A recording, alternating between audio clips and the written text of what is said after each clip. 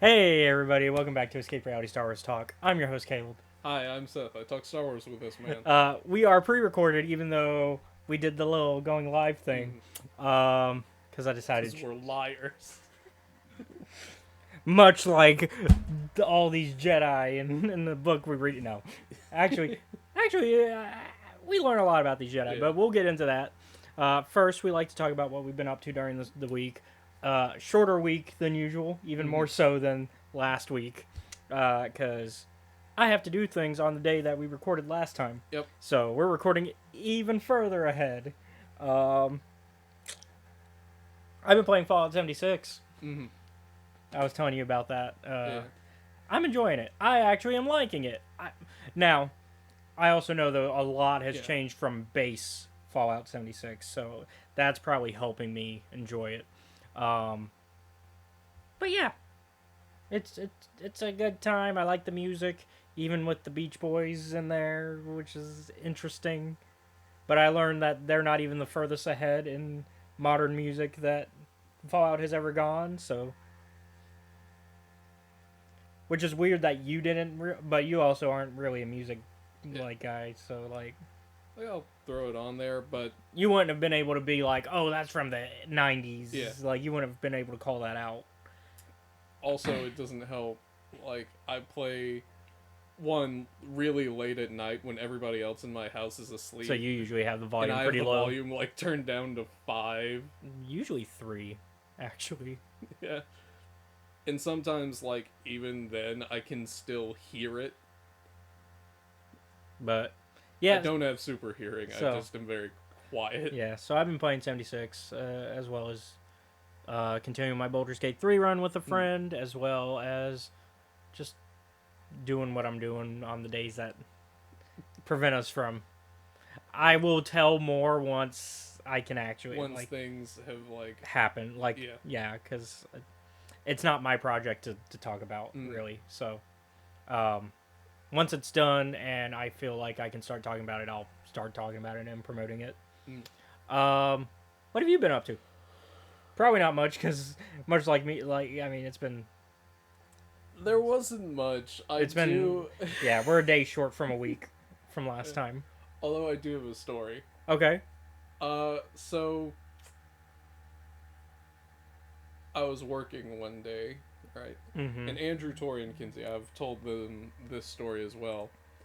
I fumbled the bag pretty hard.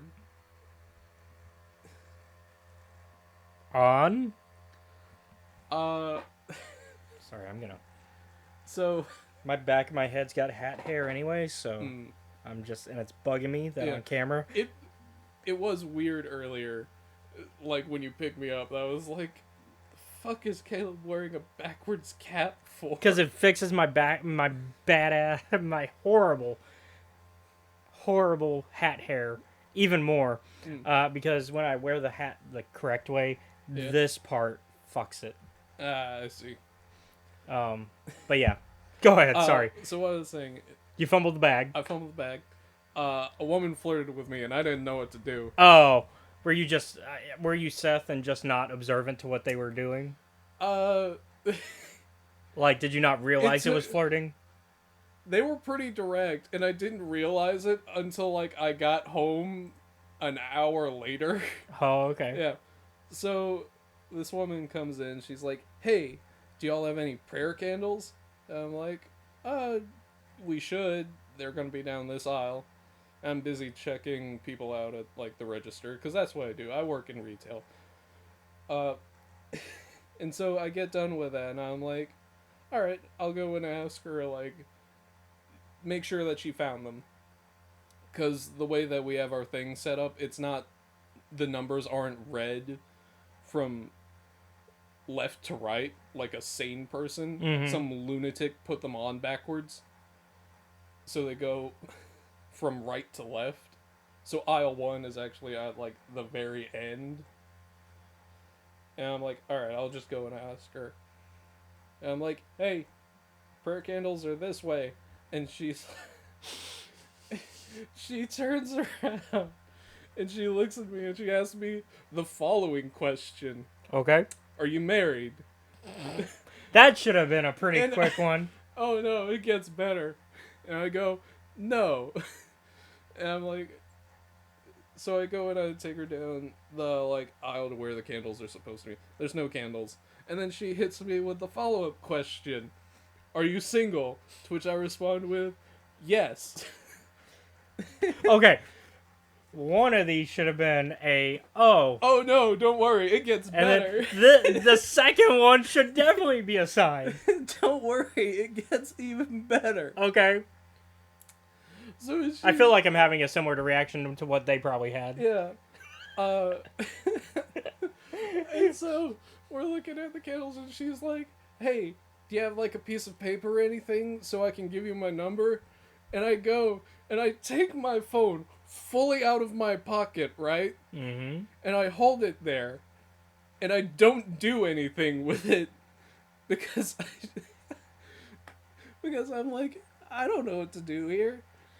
But she also asked me the following question, which also blindsided me. Mm-hmm.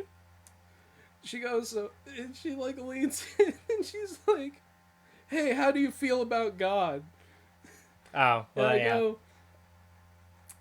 you know. And she's like, well, are you an atheist? And I go, Agnostic. You're really more I'm like, I haven't been to church in a long time. If anything, I feel like you're agnostic. Somebody else can figure that shit out. Um, And so, I'm like, yeah, anyhow, here's the prayer candles where they're supposed to be. There aren't any, but they'd be here. And so I go and I leave. you didn't even get the number? No! I took out my phone and looked at it. You just went. And I put it back in my pocket and walked away. And as I'm walking away, she goes and she asks me, hey, would you mind coming to church with me sometime? I go, maybe. She wanted you to get religious. I go, maybe. And so I'm like, alright, I'm gonna go back and do my job. So I do. I mean, I feel like that wouldn't have been your type anyways. Yeah. So I'm like, I don't fucking know. I man. think your obliviousness worked in your favor. And so I go back and I'm checking, and she gets in my line because there's like only Yeah. really two of us up there, and she comes with like fucking 12 candles. They're not prayer candles, mind you. They're just regular candles. I think at a certain point she was in. She was like, I've already asked this man. Like, this is the mindset that probably went in her head. She's like, I already asked this man all these important questions, which he's kind of missed on. And I already asked about where these candles are. These aren't the candles I want. But, like, how else am I going to get him to realize that I want to see him more? I guess I'll buy these candles. And so she comes up, and she's talking to me, and she's like... Keep going, I'm listening. And she goes, you know, you can get like 2 prayers out of these candles each, right? I'm like, that's cool, I guess. And so like we finish, she pays for her candles and she leaves. I don't know if she was planning for prayers with those candles. I'm like, I don't get it. My first thought is, who the fuck prays that long? I don't think they were for prayers, buddy. Well, I don't know, man. Some people are like I that. think they were for something else. For mood setting. Yeah. That would make more sense And with I the remember- timeline that she's given. Yeah, I was like explaining this to like Tori and Kinsey and Andrew the next day, and they're like, Seth, she might have been like Catholic or something, and I'm like, okay. That could also, yeah. I'm like, okay, that's fine. Once again, I feel like though, like even if you did like get the number and all that, that I don't feel like that would have lasted because it's not your type, really, the religious type. Yeah. Like not that religious, anyways. That's a little like where that's all they're at is talking about. That's not quite your. Yeah, I'm like, who starts with that? that you start with you start a relationship with religion and politics, right? That's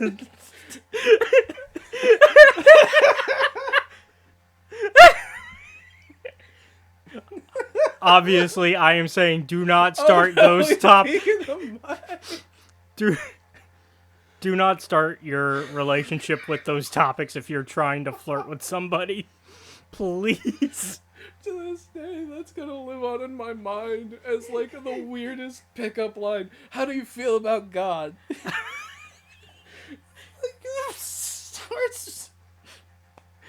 Oh, I'm so red. I'm so red right now.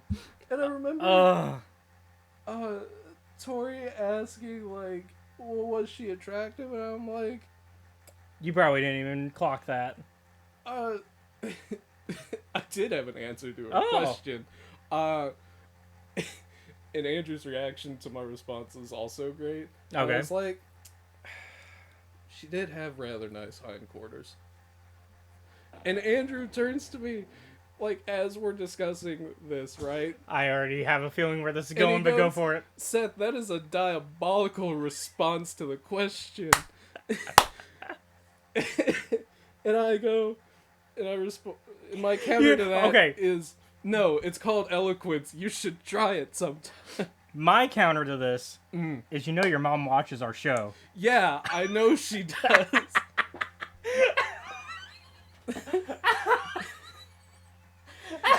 Which is why I can't, like, I'm not that crass. No, but like, you realize that. Yeah, I know that this is permanent. Everyone's gonna know. It's gonna be out there. There's a permanent record of this now. But it also shows how funny. Yeah, you won't comment about Ventress in that one comic. Okay, I like Ventress a lot. In general. It wasn't specific. But that one comic in particular with that panel.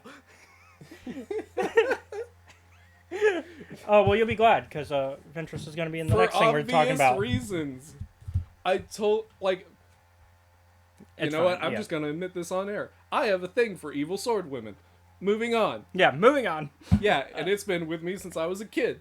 So I think we've overshared for you enough. We can... Yeah. So I don't have anything like that going on. I don't have anything like that going on in my life at the moment. So for the last couple of days, I've been like, damn, how did... Fun note for us. So CinemaCon happened this past week, right? Oh, yeah? And so, like, a lot of the movie news and stuff came out, like, where they were sharing, like, movie trailers and talking about movies. The thing that we want to make another podcast for is getting even more confirmation that it's happening. It's happening? It's happening because Henry Cavill showed up to talk about it at CinemaCon. For those of y'all who are long-time watchers of the channel but don't know what we're talking about, or new, I'm a big Highlander fan. It's probably my third favorite franchise. Star Wars, Scream, Highlander. And apparently I've repressed memories of Highlander. Although not anymore now, because I've drug you through 3 of the films, and the first 2 seasons of the TV show. We're making our way through. But they've been working on a reboot, and Henry Cavill's taking the Connor. They did confirm it's Connor McLeod that he's playing. Okay. And then still Chad Stileski directing, so director of the John Wick films. And then they kind of talked about it a little bit. This is my movie news segment for Highlander specifically, since we don't have our Highlander podcast yet, which is one that it's gonna happen eventually. Cavill said, lover of the original movies, for better or for worse. So he likes all of them too, like me, pretty much, except for 5. I could live without 5. 2 is up there and it's so bad it's good. You call it a masterpiece. It is a cinematic masterpiece, and I will have no argument. I think it's a cinematic masterpiece in how fun it is. It's like it's goofy. But it's definitely not it doesn't fit the rest of Highlander really very well. 5 less so though. But anyways, yeah, he says he's a lover of all the films, and it's one of the according to the quote, it's one of those things where when he was reading the script for the first time, he wasn't quite sure where they were going to go with it, And then he said the first few movies touched on the lore, but my goodness me, oh my, this is his exact words. We are going deep into these characters, so I am curious. I also hope they still have Batista on as the Kurgan for the remake, for the reboot, because I feel like that's great casting. And like I've been talking about it with, because I've been working on that thing, and we talk a lot about movies, obviously, with what's going on, and we've been talking about Batista as like he's this really good actor, like he's really underrated, and like you've got Blade Runner, you've got Dune Part 2 showing his acting chops, and Knock at the Cabin as well, and so like currently it's not on his IMDb. And we don't know when it's going into production yet. We know it's happening, though. So we got a little bit more... Oh.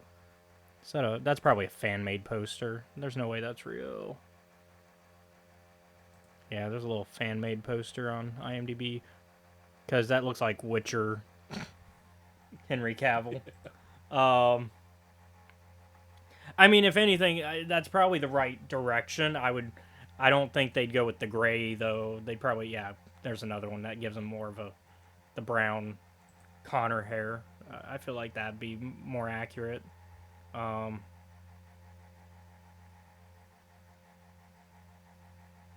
of the script supervisors for the TV show was part of the rewrites for it. And that's one of the things we've talked about, is that I want the lore from the TV show to be introduced into the reboots. So that way we start to get a lot of that lore earlier on. Because we talked about this. I think the problem with Highlander as a film franchise, and even though it's like my third favorite franchise, I still have problems with it, which is that it retcons pretty much every movie. Like every new movie, it's like, we're going to ignore that. We're going to ignore that. This way now. Yeah. Or that wasn't the first movie in itself is retconned immediately by the fact that there's a franchise. Because it's like, he was the last one. Obviously not. Because the TV show and all the movies say no. He's not the last one. Which is kind of the automatic retcon. And why it doesn't quite work as a franchise immediately. Sure, they made a really good franchise out of something that should not have been franchised. But I think that's the benefit of rebooting, is now they can plan ahead and be like, okay, we want it to be a franchise from the start. So now we can lay this lore down and rules down that we want to lay down as like the framework and the there's a better word I was looking for. Foundation. That's the word. So laying down a foundation for a franchise to happen properly. And so I'm excited. I like that Chad is directing it because he's got he knows combat. I'm expecting some really good sword fights to come from this. And he's good at world building. Like John Wick as a franchise, fantastic world building.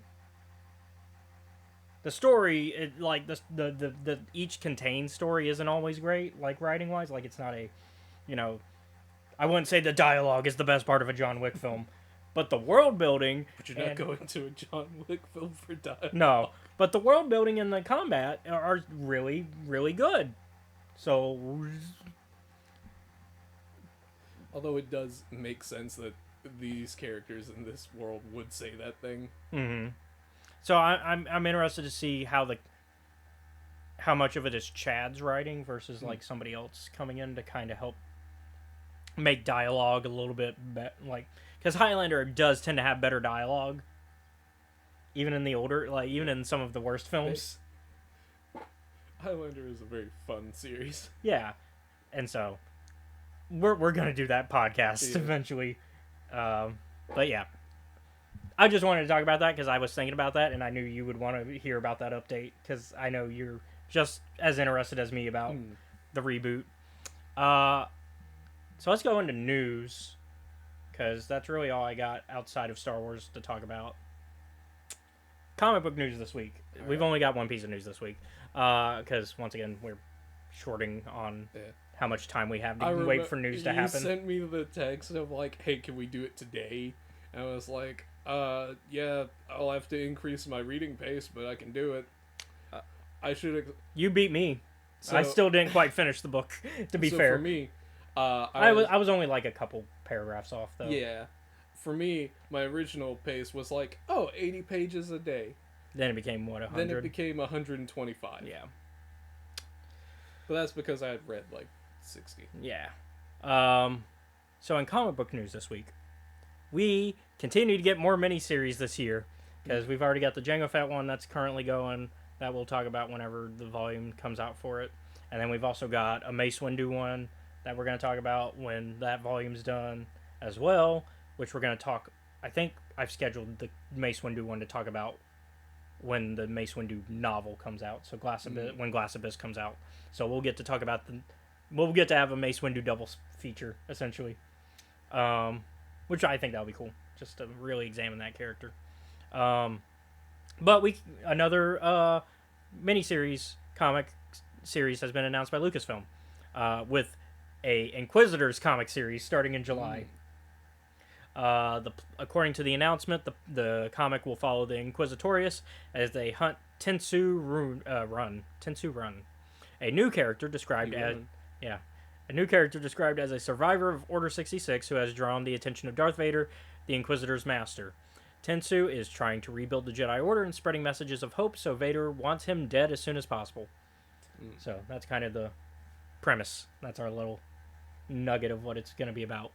The comic will be written by Rodney Barnes, who has worked on Lando Double or Nothing miniseries, one that I've read that I like. We haven't gotten to it. Like, I haven't had you read it yet. He also has written some of the more recent Falcon Captain America comics. So, like, All right. he wrote. I did some look at what he wrote. He wrote during the Secret Empire run of Falcon Captain America. So, during the Steve Rogers being a Hydra double agent era. Oh boy. Which that was actually some good Falcon era. That was some good Falcon Captain America era. That was some Sam Wilson. That was really good. But yeah, for Star Wars, he's written Lando Double or Nothing. And the art will be from Ramon Rosanas. I even looked it up and I still... Rosanas, yes. Who has been working on the mainline Star Wars comic for art from War of the Bounty Hunter to about Volume 5. Okay. So yeah, we've seen her work. She's good. Yeah, Good work. Ramon does a lot. I like his art style. It's very, it's realistic, sort of, but not overly I realistic. keep thinking that Ramon is a separate name from Rosanas. No, yeah, just Just because looking of at like the how the script. spacing works, Yeah. I'm like, 'Cause those we got are the- two separate people. Yeah, we got no, it's one. But it's one person. Yeah. We It got- just looks that way to me. yeah, we've got the script in front of us, and so it's like Ramon starts at the end of a line, and then Rosanas is the next Yeah. line. But yeah, so that I'm excited that I think that's a good combo. I'm excited for the art because I haven't read what the other one's work is. Yeah. Yeah, on either, and I guess you haven't really. He also did. I was looking at other stuff because I he's on Wikipedia. He's pretty big. I think he started as a screenwriter. Yeah. Oh, he worked on Marvel's Runaways. I thought Runaways was good. The- So like based on the comic Runaways, they did a Hulu show. They had 3 seasons. It was pretty good. He's worked on Everybody Hates Chris. Oh, okay. As a producer and writer for My Wife and Kids. You don't know My Wife and Kids? No, above it. Oh, The Boondocks. Yeah, he's worked on The Boondocks. Which, Okay, that is a show that I watched as a child. it's a good show. Mhm. So, yeah, and so, like, he's worked on American Gods, which was a good show, good adaptation of that book series. I remember. So he's got. I remember watching like American Gods, and Mom asked me who Balder was, like from Norse mythology. I was explaining like, oh, I have to explain that because one of the things is like in my house, I love mythology and all that kind of stuff, and I'm So you're explaining- kind of the yeah. They're like, if it's weird and has something to do with myths, Seth might know the answer to it, so go ask him. I'm like, yeah, here's why everyone kind of doesn't like Loki. Yeah. It's because he basically killed, like, everyone's, like, favorite big older brother, and then owned up to it at a party where he dissed everyone. Yeah. And they were like, also, you're gonna, like, literally cause the end of the world.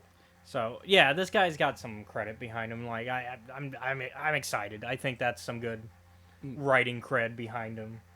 So we'll see how this goes. Yeah. I don't think they said how many issues it's going to be yet. It's probably going to be 5. That tends to be the mini. Like 4 to 5 tends to be the mini series like sweet spot for Star Wars. So like, and they tend to go more with 5 than 4. So watch them surprise us and be like 3. But no, it's probably going to be 4 or 5, and it's likely 5. I'm going to double check myself though, just in case.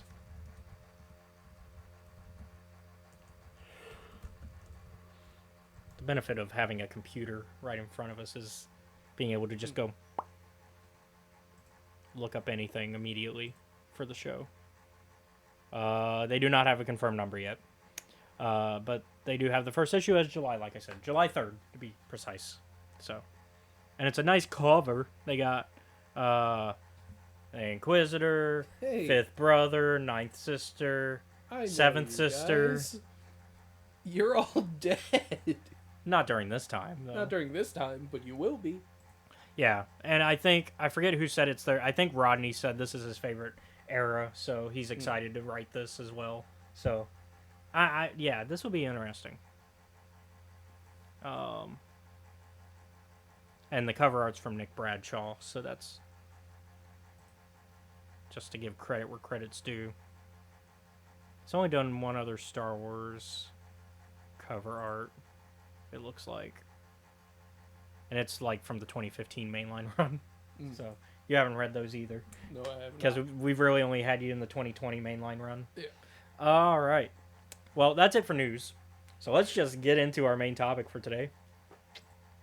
We are going to talk The Living Force by John Jackson Miller, which I'm kind of upset. I should have planned to try to, like, in advance, I should have reached out and tried to get an interview with that man, because there are questions I would like to ask, not related to this book, although I probably would ask some questions about this book. They would be more I think you already know where this is going. It's going to be about Zane Carrick. Knights of the Republic. I'd be like, so are we ever getting that man back? Is he coming to canon? Can you confirm? Give me my cinnamon roll. Zane Carrick is a innocent cinnamon roll who has done nothing wrong. Who's had multiple problems with the council. Right on topic. Yeah. Thank you for bringing that around. You're welcome. Okay, so what? So the premise is that the Jedi Council are challenged by Qui-Gon, because Qui-Gon and Obi-Wan basically stop a airplane heist, essentially, where basically these 3 fumbling idiots are like, we're gonna take this ship, and we're gonna knock you guys out of here, and then we're gonna just steal the ship. Yeah. And they were basically like, let's steal a plane from Delta. Yeah.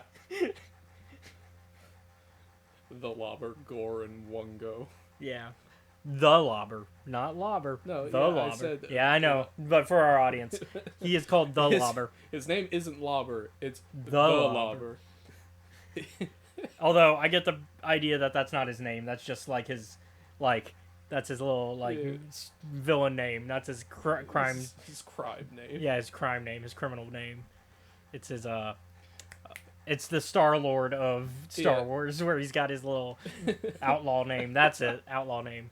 And they're like, why are you doing this? Essentially, basically, they want to impress the one of the crime syndicates that are out here. This is in the Outer Rim, specifically the Slice region, where most of this takes place. And basically, they managed to talk them down and scare them into thinking, we're powerful Jedi. You don't know what we could do. Yeah. We could, make bees explode out of your heart or something. We just look at you and Superman lasered. Which actually is what one of them claims happened. They're like, they were going to use their laser beam eyes on us. I think that was Wongo. Makes sense. And so, anyways, Qui-Gon and Obi-Wan settled this peacefully. Well, pretty peacefully, anyways. A baby gets knocked over, but thankfully Qui-Gon's there to force catch it. But unfortunately, the passengers don't feel as grateful about the situation. They're kind of like, it's your fault we're even leaving our homes, because the Jedi used to have outreach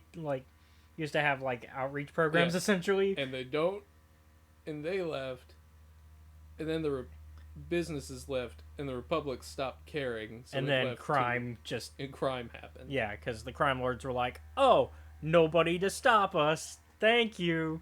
Yep. And so, yeah, so like Qui-Gon and Obi-Wan take it seriously, because they're like, and they get swarmed on the bus essentially. Yeah. Eventually, though, after talking to them, they kind of understand what's going on, and because it's Qui-Gon, he's very much like, we're here for the needs of the people, and like, we don't, while we have a allegiance to the Republic, that should not be our only priority. Yeah. And so, he's very High Republic era Jedi. Yeah. Which we get some nods to the High Republic in this book. We get the RDC mention. We even get an Avar Kriss mention. So they go ahead and report back to the council what happened, because it was like after a mission. It was like, this was supposed to be like them coming back to Coruscant. Yeah, they were supposed to like take a bus home essentially. Although they weren't supposed to take public transit, they were supposed traditionally, I guess, Jedi get private transit that they can take, and Qui-Gon's like, nah, I'd like to be a man of the people. Qui-Gon goes, no, Obi-Wan, you need to talk to people. Not because you suck at making friends. Actually, you're really good at that. It's because you should be sociable with the people we're serving. Yep. Because you shouldn't view yourself as above them. And so he basically reports back to the council, and he's like, yeah, while we did handle the situation, there's a bigger situation going on in that. Yeah. The Outer Rim is kind of just falling apart because we keep moving out. And, in fact, there's a big moving out that's about to happen.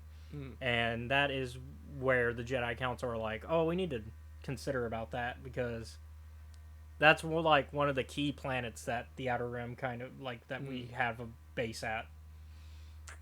And we also have a guy that keeps up the place that we haven't really reached out to. Should go check in on that guy. And also tell him that he's fired. Yep. we owe him in person to fire him too. We don't. That's not something that this isn't it can just be an email situation. Yeah, no. They're like, he's been there for like 60 years. Yeah. Because, I mean, it's been around longer, but he's been there for about that, yeah. Because it's been around since Yoda was probably High Republic, late High Republic era, because, like, they talk about how Yoda oversaw it being made, along with some of the older Oppo Rancisis and some of the other older members of the council. I don't think Yariel Poof saw it being made, but he was around, because we know he's in the High Republic era. Him and his, I can smell you with my hands. Which is why he does not use a lightsaber or fist fight people. Cause he's like, I hate it. He likes to, as often as possible, just do mind tricks. And if that works, then he's happy. Because he's like, I don't want to mess with people's brains, but usually I'm not really changing their minds. I'm just guiding them towards a solution that they would have already come to. Which is a nice way of doing that, rather than being like, yeah, you're going to do this. It's more of, you're probably already going to do this, but... Yeah, just so we don't fight. You know, just take the night off. Yeah. Go get some food. Yeah, go get, like... Yeah, because it was like a Trandoshan. He did that too when they described, like, his whole thing. Because they're like... Because we learn a lot about the council members during this time. So the premise is they go to this planet. I want to make sure I remember the planet's name. Quinn. Yep. And we get a map of it because Yeah. we get like. I never looked at that map the entire No, time. but I it was is just like, interesting to have that because then you can always go back and be like, oh, where's this take place? Where's this character at? Where's this character at? But as a whole, 11 out of the 12 council members decide to go there. Yeah. That's only because the 12th member is already on an assignment. And so, Deba Balaba. Yep. Let's see. She's undercover as a Yep. as a pirate. Because she is trying to investigate some of the underworld activity. At least that's what she claims. There's a little bit more of a motivation behind that. We'll go into that later. Yep. But she decides to investigate. This was basically a self-assigned mission, too. Since she's a council member, she can do that. Adigalia and Yoda are, like at the start, are dealing with Chancellor Valorum and Palpatine's there.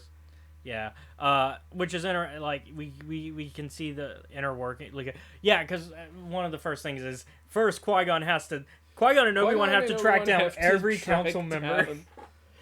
They're like, hey, you guys should have a meeting because we need to talk about our problem that we saw. And so they're like, because the council hasn't apparently had a meeting in like a few months. Yeah. At this point, and they're like, yeah, we should probably have a meeting anyways. And they're like, yeah. All right. And so, like, they basically go to each one individually. Like, not that they're looking for them directly, they just happen to find most of them. Yeah. They specifically find Adigalia while she's in that meeting with Palpatine and Valorum. Which we have the Valorum blue at the time of the Chancellor's office, because Valorum just got reelected, I think. Yeah. Is what... And they're like, why the fuck is it so blue in here? He wanted a new design. And of course, like, part of the council members' things, as we've seen in the High Republic, we've seen it in the movies, is that the council members of the council have to like report in with the chancellor and kind of just have meetings every now and then to kind of be like, what's going on with the Republic? What can we do to help? Yeah. And we see it even in the High Republic, even before they have to do that, because like we see that Stellan kind of starts that repertoire with Lena, and then we see Elzar continuing that. Yep. So it's definitely interesting, and then of course Living Force continues that idea. Yep. And so I see Tin and like Plo Koon are off. I think they're repairing ships at the start. I thought Yariel and Yariel and Kiadi are doing their... Yeah. They're teaching the younglings. Yeah. And Kiadi's like, all right, now we need to learn how to, how to fight, essentially. Like, this is combat, and basically like how to defend yourself. Yep. 101. And Yariel's like, you kids don't want to fight me. You want to protect me. You want to protect me. And they go over, and Kiadi Moon is like, well, that's highly immoral. Also, should our younglings be this susceptible to mind tricks? And the kids are like, oh no, we're not susceptible to mind tricks. We just like Yariel more than you. Yeah. Which is the fandom. John Jackson Miller writes Kiadi so... He writes him exactly how the fandom treats Kiadi. The fandom is like, fuck Kiadi. John Jackson Miller's like, I'm gonna go with that. Yarrow Poof and Kiadi's relationship is very much like, we're just gonna fuck with each other. I do think we get a more deeper insight to Kiadi, though, where he's not like... He's not just that oblivious asshole that we, like, the fandoms, like, we as fans like to throw at him. Like, because the movies make it seem that way, and so do the shows. But, like, this book kind of does give him a little bit more to work with, but does keep the he's kind of oblivious thing going. Man eats ice. No flavor, mind you, just ice. From essentially a snow cone vendor. Yeah.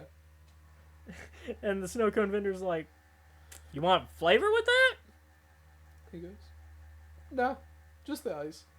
It's like, well, I don't know what to charge you for this. Because it's ice. And so he's like, that's fine, here's a credit. A marker so you can... Here's like $1 so you can buy a marker for just ice. So you can reprice that, because you should fix that.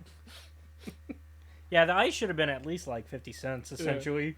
Like, and then he gets like involved with a couple's argument. yeah, we'll talk about their events on Quinn in a bit, but I just kind of like so out of the council. Meanwhile, Mace is trying to get there, but he's also out. trying to figure out what's up with Deppa's situation. Because like Deppa's at the call, but then has to like abruptly leave because of her mission. And Mace is like, is she in trouble? Should I investigate?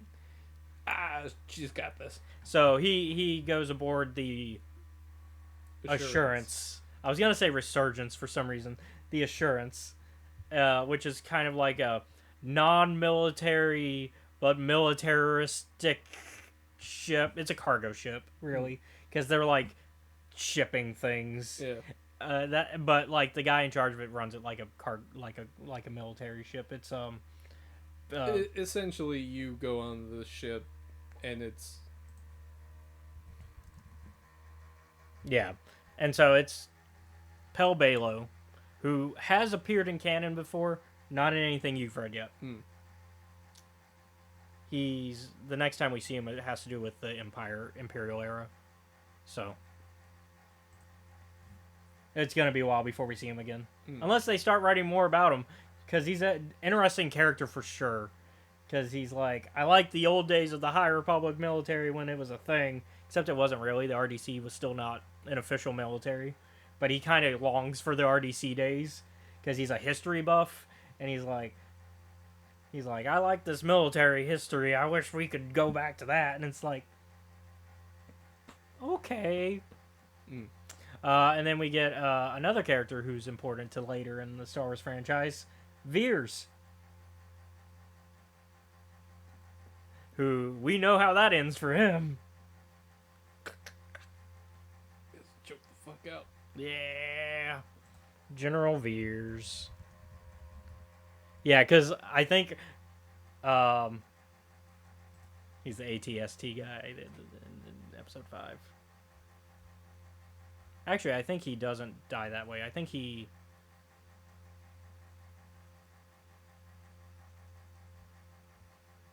died.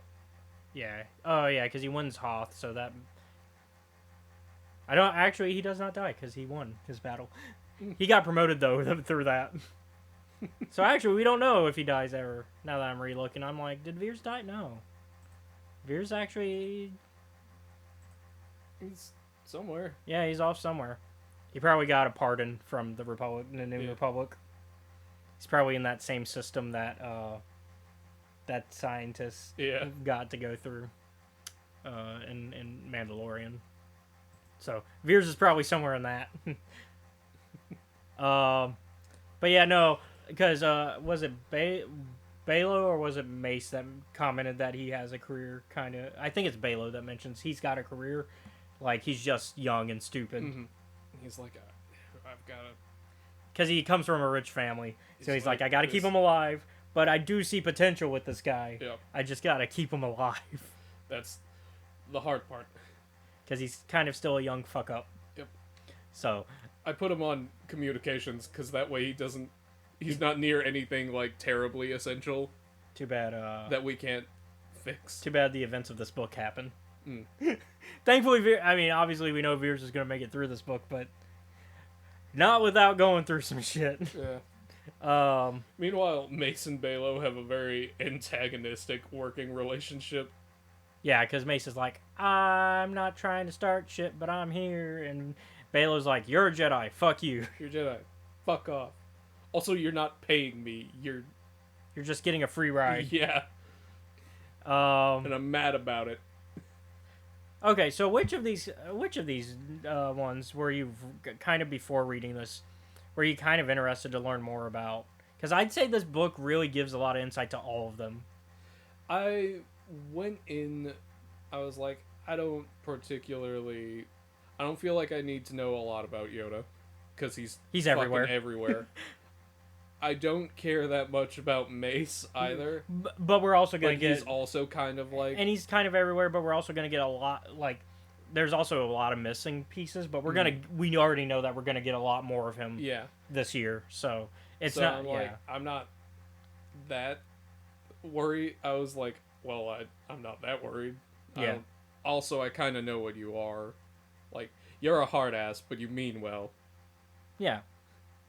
Think my He's like by the book, Yeah. but like sometimes if he feels it's necessary, he'll go off the book, Mm. but only in like a very necessary situation, like Revenge of the Sith, where he's like, "Yeah, we should probably kill this guy," Yeah, like today. because like Like we need him dead now. he's like, "I don't mind going through the court system after I kill this guy, but we gotta kill this guy." Yeah. He's like, I will deal with the repercussions of doing it. Just let me do it." Yep. Because if we let him live, it's gonna suck. Mm-hmm. But generally, he follows the rules, and Yeah. so It was interesting to see the rest of the council because I don't see them a lot. So I guess there wasn't really one in particular that you were Yeah, like, I I want was- to learn more about. Now, which one did you end up finding most interesting after learning? Personally, I liked even Peel. Oh yeah, Interacting with like the kids. even Peel. Yeah, Peel is a really fun. Yeah, it was Character. Like, He's very much like, yeah, fuck, yeah, fuck the school system. fuck this system. It doesn't work. Yeah, because so when they get to Quinn, there's a lot of issues Yeah. going on. We'll kind of jump here and there Yeah. throughout the book. And so like when the ones that are gonna get there, because Mace doesn't really get there till the end, Yeah. and because he's busy dealing with his shit, and Depa doesn't get there until the end as well Mm. because of her shit, and then Mace and Obi-Wan eventually make their way over there too, because like just so much shit goes down Yeah. that everybody has to, all the main Jedi who have been in this book have to end up there, because of everything going on with the main story, because we have our main antagonist, Yeah. who's this pirate captain Yeah. who runs into our three fumble the bags. I'm like, I remember reading throughout this. I started getting excited seeing these fucking like Three Stooges show up. They're very much the, like, if you play a D&D campaign, they're like the joke NPCs that you're Yeah. always like, oh, I miss those guys. When are they showing up Comic again? relief. Yeah. And then, like, the DM will be like, oh, you missed them? Here they are. Here you go. Yeah. They're like the better example, actually, than D&D. Mm. They are the Biggs and Wedge of Final Fantasy. You kind of expect them to show up. You expect some good laughs, and then they go away. And then when they come back, you're like, "Oh, I missed them." Except for in Final Fantasy VII, that's the exception to that. They were not as funny. They yeah, a little bit harder for them. Yeah. Final Fantasy VIII have a really good Biggs and Wedge though, which I guess is full circle because that's a Star Wars reference in Final Fantasy for Biggs and Wedge, the X-wing pilots. And now we're getting like those type of characters in a Star Wars book. Yeah. So full circle references. Oppo Rancisis. It was nice to see him. It's always See nice to see everything. Oppo Rancisis though. He's kind of like that character that you're like, oh, I don't expect like a lot from you, but like as I'm getting to know you, it's kind of interesting. Yeah. Because like to me originally, before a lot of the canon changes. He was kind of the Kiadi to me, where I'm like, oh, he's just so old that he doesn't like get what's going on in the. But honestly, the more I learn about Oppo Rancisis, no, he actually cares a lot about stuff going on, and he does notice things. Like he's not like he's not ignorant to what's going on around him. Yeah. He like the man tries.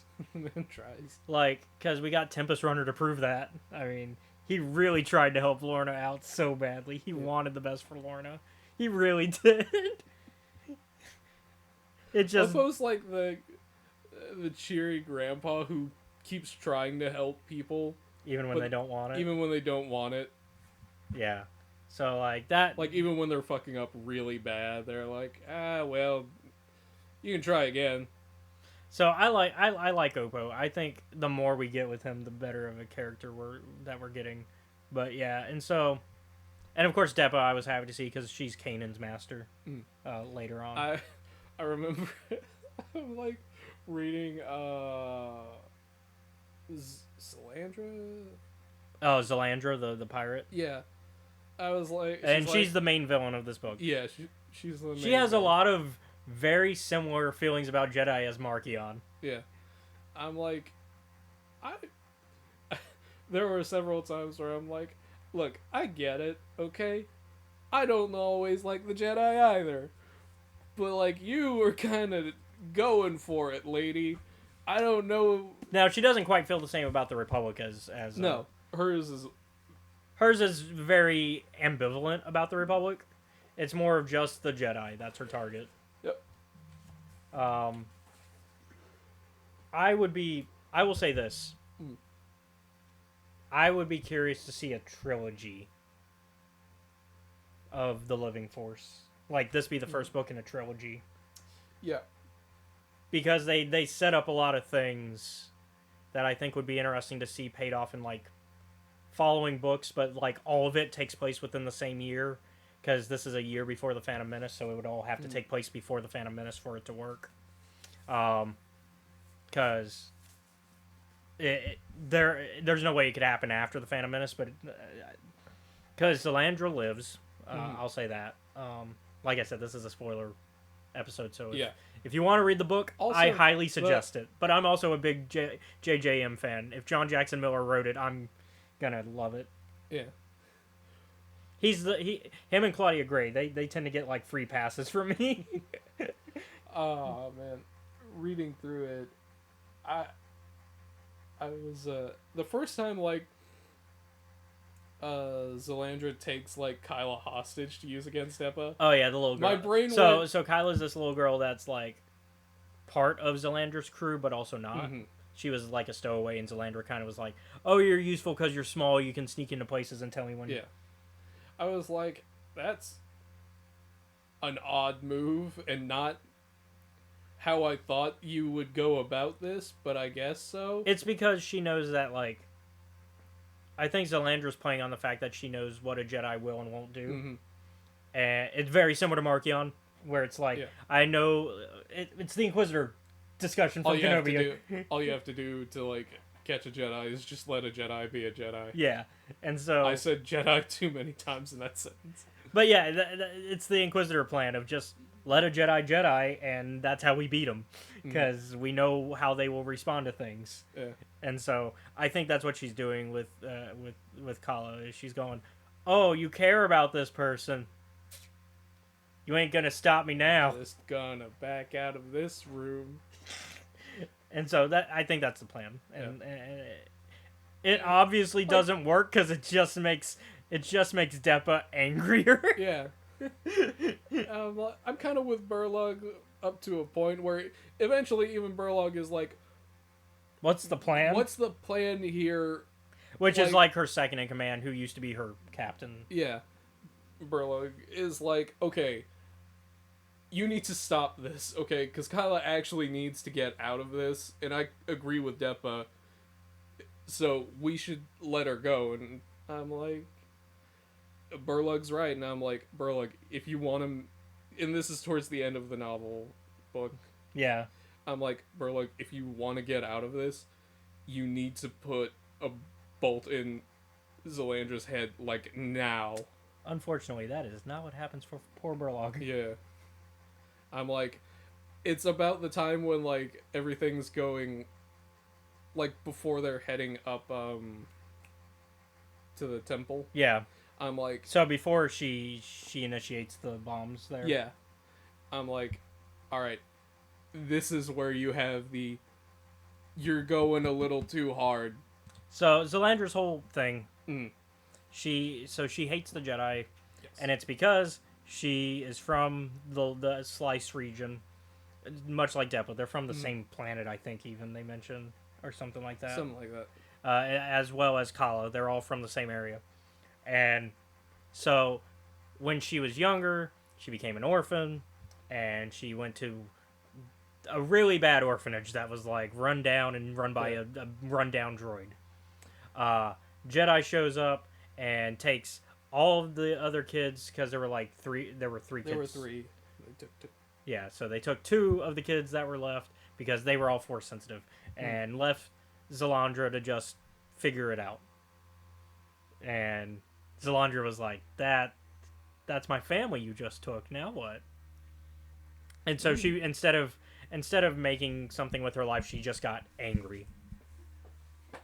And so, because that is something that I think is a point that Deppa's trying to make, is that you don't have to go down this path.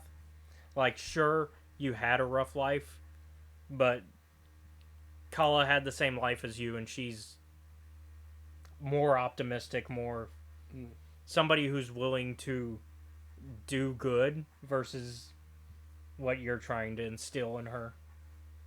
At least that's what I got, as Deppa's trying to, like... This is one of the ones where... It's one of those things where Deppa's trying to Jedi and try to, like, find a peaceful solution, but Zalandra does not want that. Yeah. It's the argument...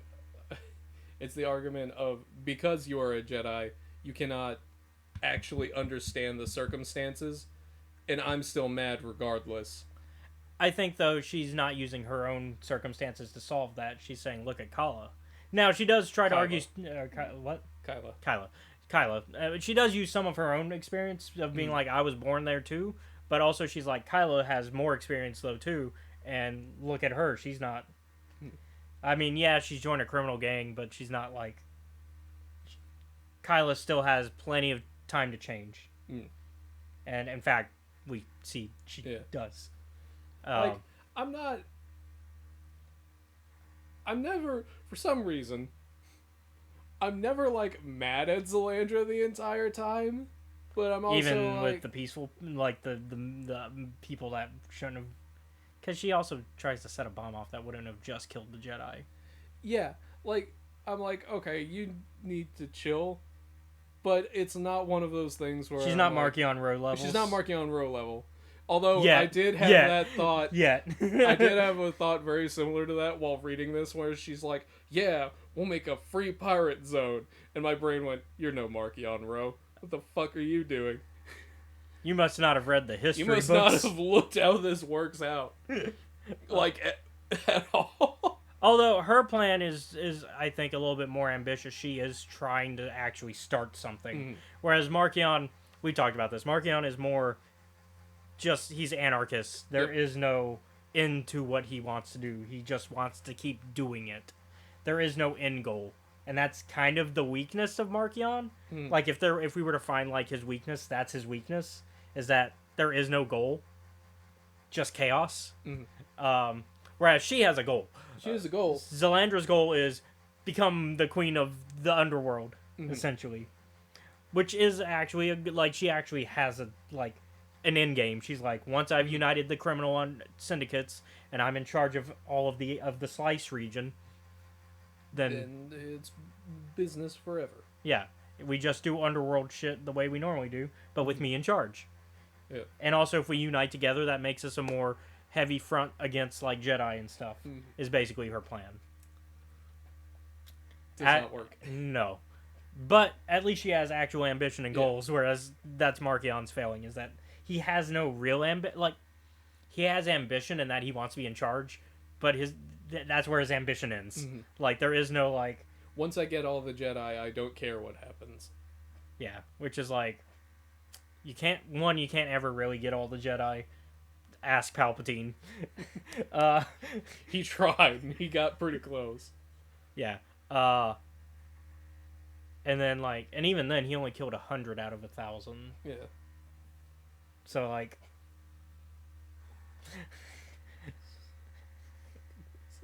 yeah.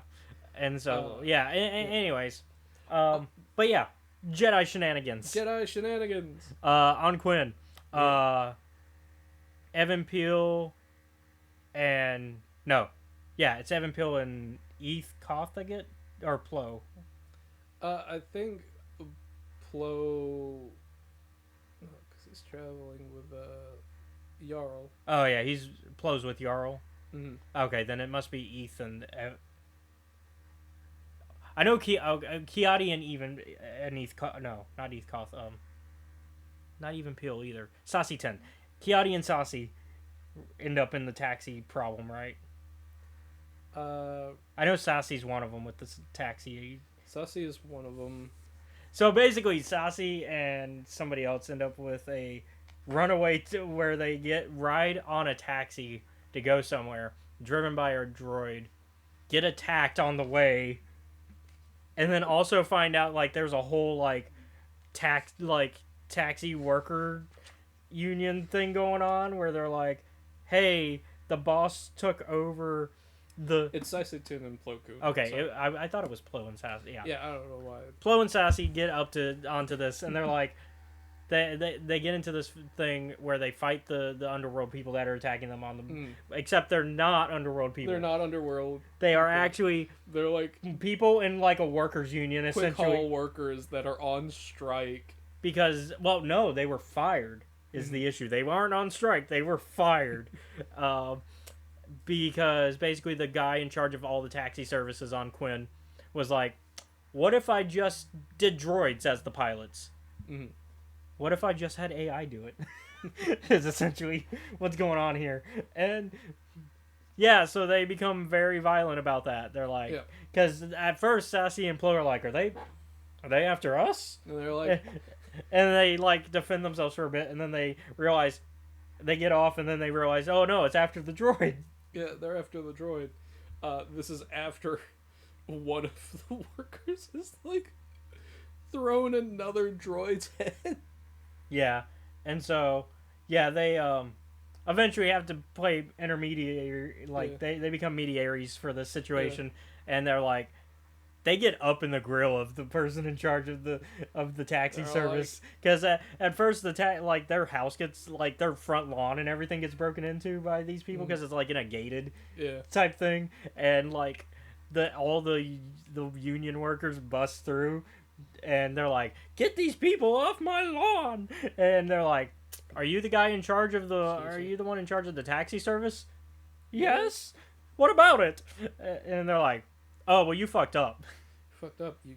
These droids are not made to drive. They kind of suck at it, for one, and two, also, like, you're taking jobs away. Yeah. And so, like, yeah, they have to play intermediary there. They're like, all right, here's the deal. We'll get the droids to, like, go and do maintenance, and the drivers will drive. Yeah. Oppo... I can't remember exactly what Oppo gets up to. He's kind of doing his thing. He's kind of sightseeing a little bit. He's sightseeing a little bit, and also I think he helps like a whale. Yeah, they help with the whale thing. Yeah. And then like Yaddle and Evan Peel, Yoda and Yaddle set up the event. Yeah. Because they meet with the like events coordinator sort of thing. Because they find out, oh, there's this nice little event, like they basically have the thing that downtowns always have. They have like the dome sort of thing, and so they got like that event place that you can hold things. And they're like, yeah, we don't use it very often. Yoda talks with Lyle Loon. Yeah, who's a Celestin who runs that. Yeah. Like he's in charge of like scheduling shit, and so like. Yaddle, I think, is on the news. Yeah, Yaddle's on the news promoting it. Yeah. But Yoda talks about it, and he's like, with Lyle, and he's like, hey, Yoda's with somebody. I think it's with Adigal, yeah. Oh, yeah, Adi. Yeah, because Adi's actually helps set up a lot of it, too. Adi also shows up at the news thing, I think, with Yaddle. Like, she's behind the scenes. Like, she's not on the news. She's doing so much. Yeah. There's a reason why, at the end, Yoda's like, hey, you want even more to do?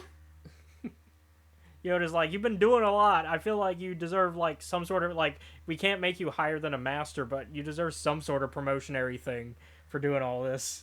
It's like, you're already on the council and you're already a master, but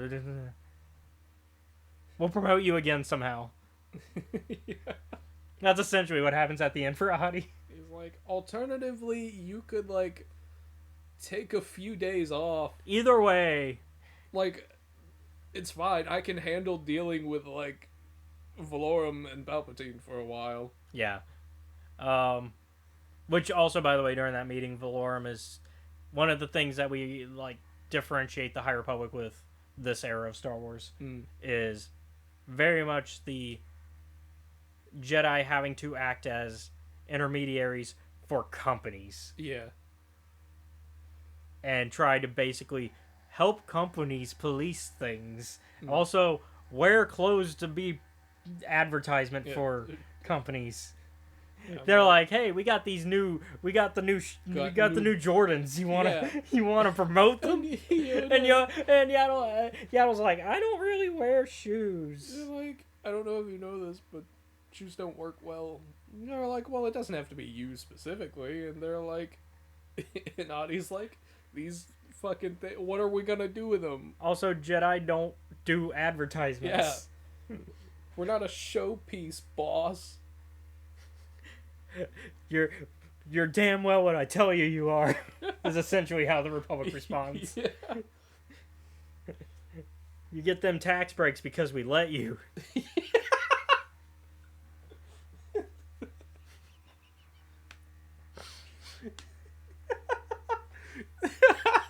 That's true. That's what happens. It's essentially the response. Yeah.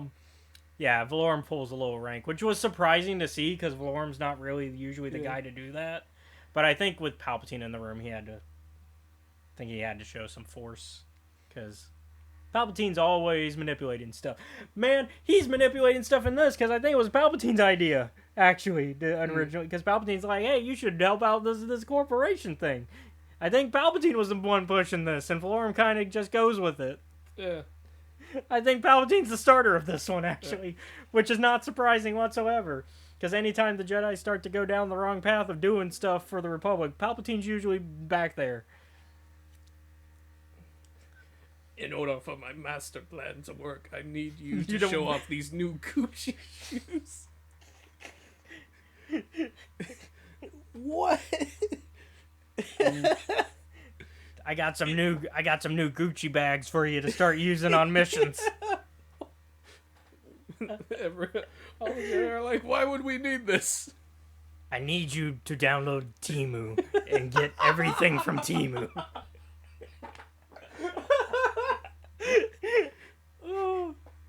Oh my god. Palpatine promoting Temu. Oh. Oh. But yeah, no, that like, I feel like that's because we learned that like with Brotherhood, we learned that Palpatine's the reason that the Jedi start to become generals in the army because he's like, yeah, because in this book they talk about how they're separate organizations, and that's kind of why Balo's kind of weird about the whole Jedi thing because he's like, you're not in the ranks, and like while I'm not military, I treat my ship like a military ship, and I like that organization structure. And you're throwing a wrench in it. Yeah, because you're not part of that. But then that changes with Brotherhood when the Jedi and Mace Windu also is like, I kind of prefer not being part of that structure. Yeah. I kind of like, and he's like, he actually makes Balo happy when they go on the like to go help find to go get why is my brain suddenly? They go to fight the pirates because they find out where Depa is. Yeah. And he's like, think of this more like a RDC operation from the High Republic era. Think of it as a joint mission, don't think of this as I'm in charge of you. You still are in charge of your thing. We're just working together on this joint venture because we both have goals that align with this. And Balo's like, oh, I'm cool with that then. I can work with that. He's like, I actually like that. Let's do it. Because he actually apparently almost smiles from it. So, yeah. So, I mean, and it seems Mace prefers that as well. Like, it seems like that's... Yeah. So, like, the old school military heads are kind of, like, pro, like, keeping it separate. The Jedi are pro keeping it separate. It's Palpatine that, like, manipulates that and is like... Also, since we're making Jedi generals, we're also going to make a law where letting you guys kind of just make Padawans into knights before they're ready. So that way we can have more. We need more of them in the field. Yeah, we need more of them to... the quiet part out loud. We need more of them to die, is what Palpatine's really going for. Yeah. And if they die young, then that saves me some Jedi I have to kill later. Because the older a Jedi gets, the more dangerous they get. Yeah.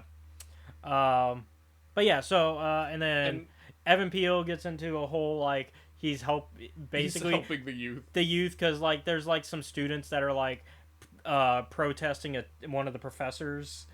And, something like that. And Evan Peel's like, oh, yeah, I'm down for this. Let's go. He's like, fuck the system. Yeah.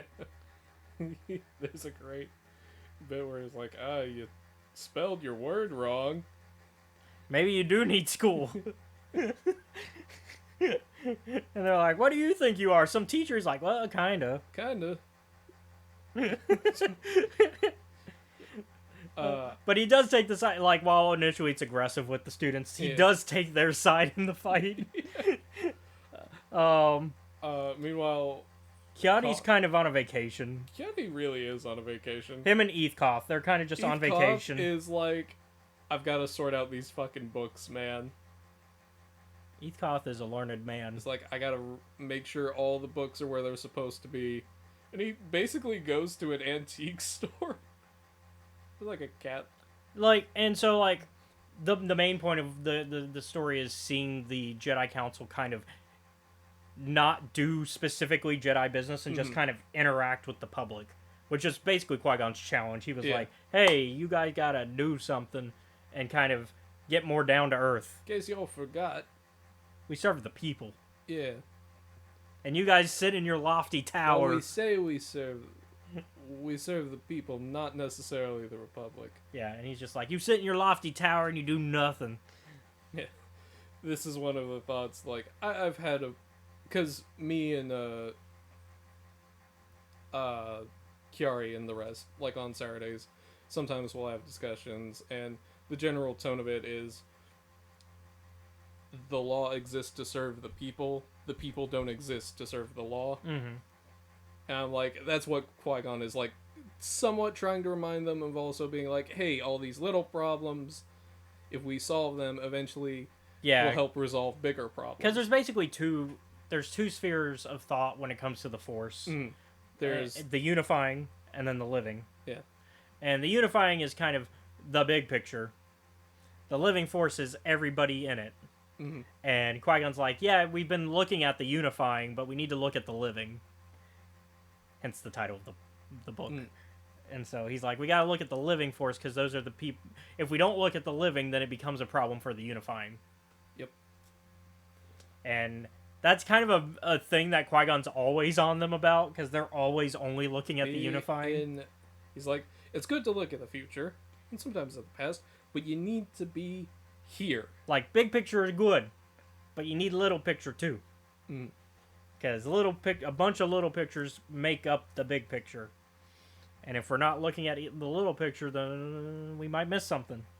And in fact, they do. Sith. So, you know, Qui-Gon's kind of right. Well, right. He's just right. Qui-Gon's just right.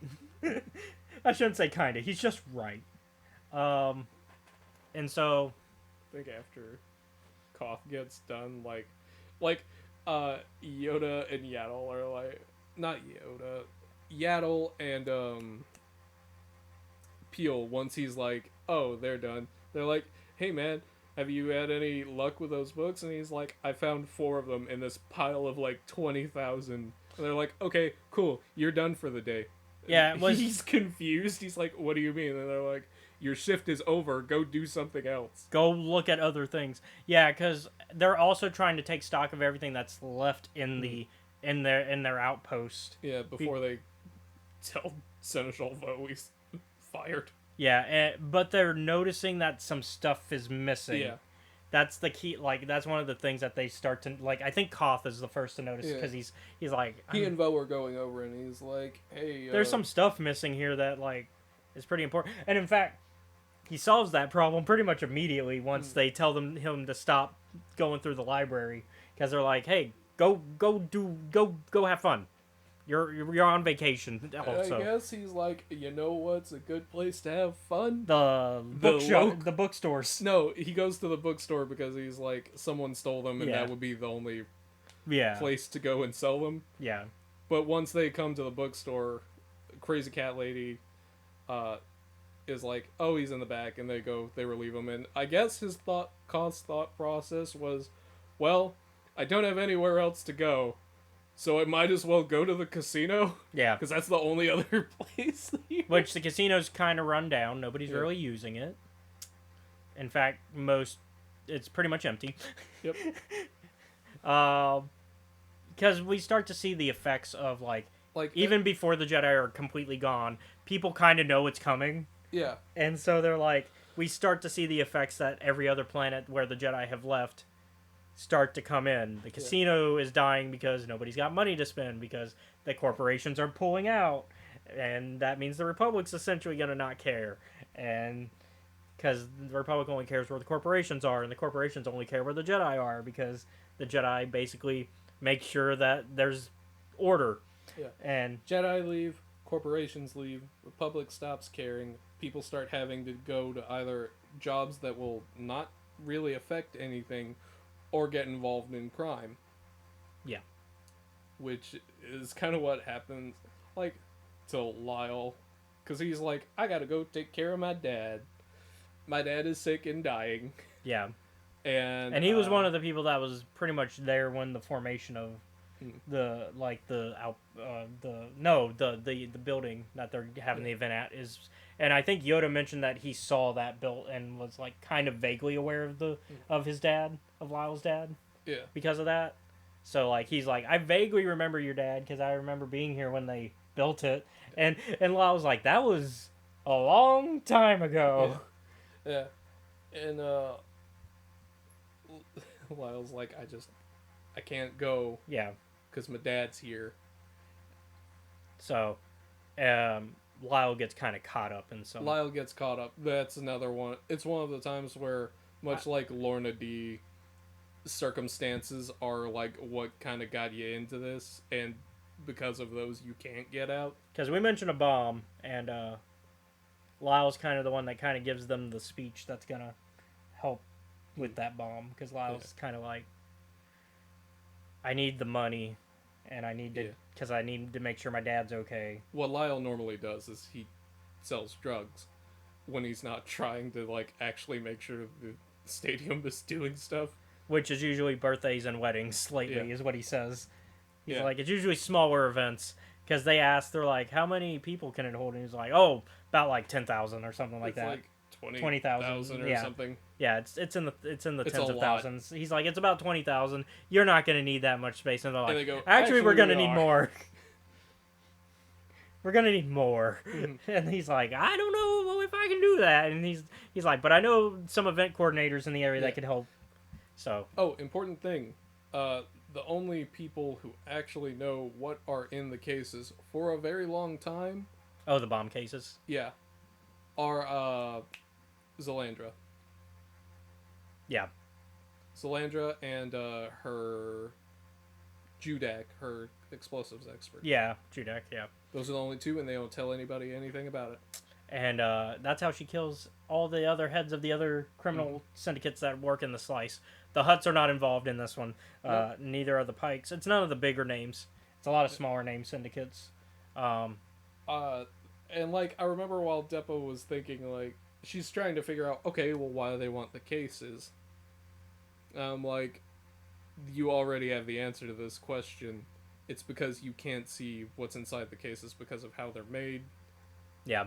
Because aren't they made from the same company that makes the train? They're made from Regal Voyager, which is the same one. Yeah. Who made the starship that we see at the beginning.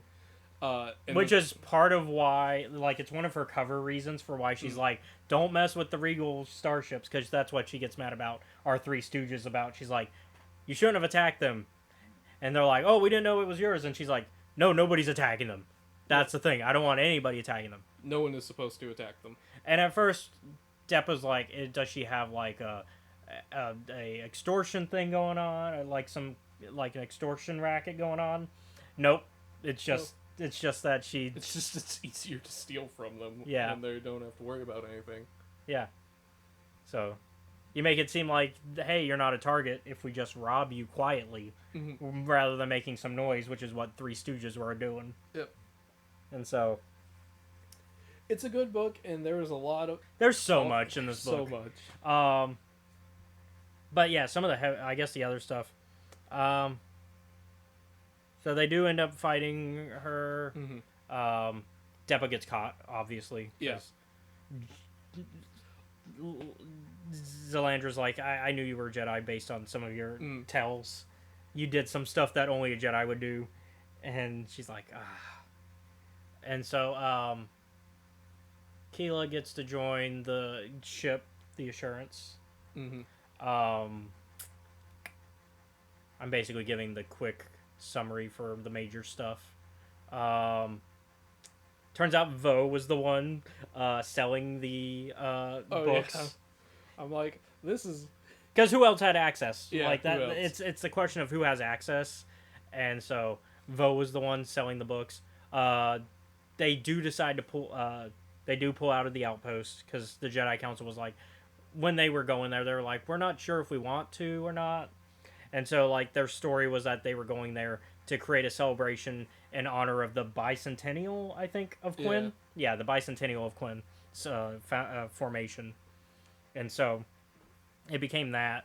But they were like, but also we might keep the outpost open depending on how things go. Mm-hmm. Unfortunately, the outpost blows up. So the choice is made. Yeah, because part of Zelandra's plan is get bomb in the outpost, have Jedi say certain key phrase during their speech during the celebration, kill all Jedi Council members. Mm-hmm. Except for Deppa, because she's still prisoner, but we'll kill her separately. Yeah. Well, kill her as a show of force. Yeah. None of that obviously works. No. In fact, because they learn about the plan, the Jedi explicitly go off script, and it really pisses off Zelandra. Yeah. And she's like, why are they not going with the script? Why are they not saying the one key phrase? Because it's like, it's a bomb that has to be activated by the key phrase. That way they didn't, because they couldn't do it remotely because it would have been caught by a scanner. And then they couldn't be there actively to do it. Yep. Because they were going to wait till the bomb explosion goes off, then come rushing in with all the forces of all the combined out like criminal syndicates now that she's kind of taken over. And so that was the plan. Does not work. They don't say the phrase. They say, like, Yoda kind of like twists the phrase a bit out of order because he's like, well, I guess since I talk weird anyways, stand with you, the Jedi do. And since it was, yeah, because it's the, because you have to say it the Jedi stand with, yeah, it's supposed to be the Jedi stand with you, but because Yoda speaks differently. And then Yariel goes up next talking about how, and she's like, God damn it, It's like, fuck it, I'll do it myself. Except she doesn't want to do that yet. She's like, no, we have to wait. They're gonna do it eventually, but unfortunately, one of the syndicates is like, nah, we're just we're bloodthirsty. We're just gonna go in, like, we don't care. Yeah. And she's like, oh. Another thing, like, throughout the entirety of this is, Zelandra really likes playing Sabacc, and also she's got like a tarot deck from her mom. And I remember early in the book, she's explaining like certain things throughout the to like Deppa as she's undercover. Yeah. And how she's like, man, I really hate how there are like 4 other gangs in this area, because that means there's 5 players in total, and that means that everything, like, unless 3 of them get... Yeah, it essentially makes it harder for her to, like, play the game. Yeah. Because she equates running the syndicates as a game of Sabacc. Mm-hmm. And she even, like, considers all of the different syndicates as one of the suits. And so they end up... that ends up changing. And also she, like... The reason... big thing for why Deppa's undercover. Yes. Former friend / Jedi that was potentially going to be her apprentice, but she turned down because she knew her attachment to him was too much. Yep. Was murdered by Zelandra, and that's why she's looking into it, because she's like, who killed him and what happened and why would the syndicates do that? But it also is kind of a revenge mission, which Mace Windu calls out. He's like, you turned down this apprentice not because you weren't attached, it's because you were too attached and you knew that. And that's why you turned him down. And so, because originally the thinking was that she was detached from that apprentice and that's why she didn't choose him. But Mace is like, no, you were too attached.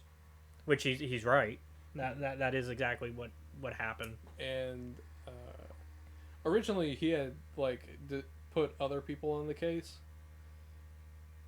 Depa decided to investigate it separately after not reading the reports. She's like, hey, did anything ever happen? And Mace, I guess, said nothing.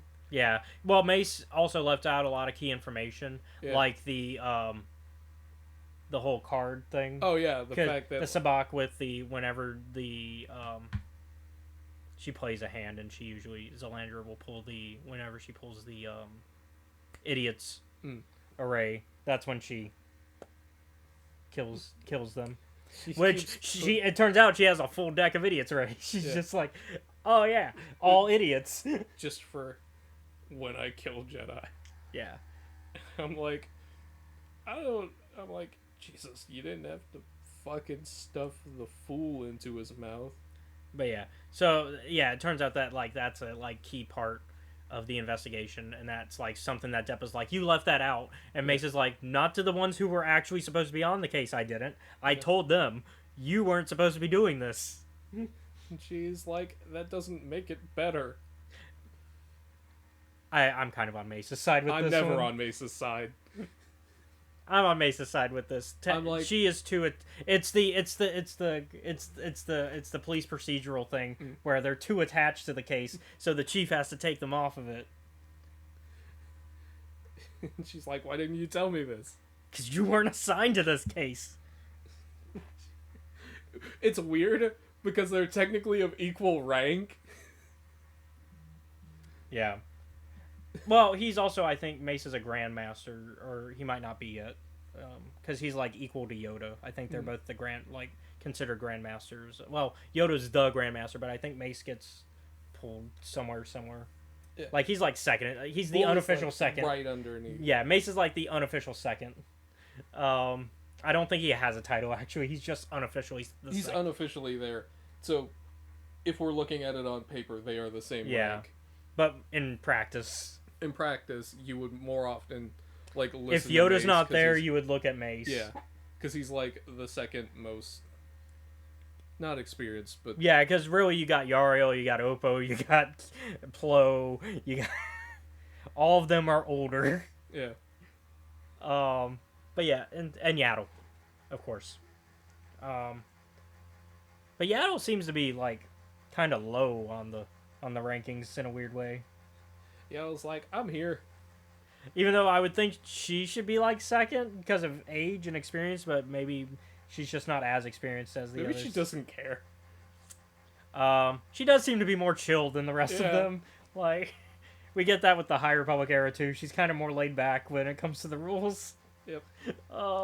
Maybe that's why. Maybe Mace is like, we need somebody more rules lawyery. And Yaddle's like, the rules exist to be ignored. He's like, I was told about what happened on Donna. I know. And Yaddle's like, just don't worry about it. Don't worry about it. That was 100 years ago. Sure, I took some Jedi with me to 200. That was a while ago. Don't worry about it. I'm not the same Jedi as I was back then. But yeah, actually 300, because 200 would be phase 1. Oh, yeah. And 3. But yeah, so, like, yeah, they arrest Zelandra at the end. And they find out the truth from her. They find out, like, specifically, like, because they kind of put together what happened, and they, like, because she told Depa that about her story of, oh, Jedi came and took, and that's why I hate Jedi. And they kind of pieced together, okay, when did this happen? About 30 years ago? And it would have been in this sector? Oh, we know who was here. We know who's, oh, fuck, okay. It was Sifo Dyas. Yep. And they're like, oh, and of course we're reading this like, so why is Sifo Dyas a problem with being here? They're like, oh, because he breaks the rules all the time. He didn't quite do everything by the book.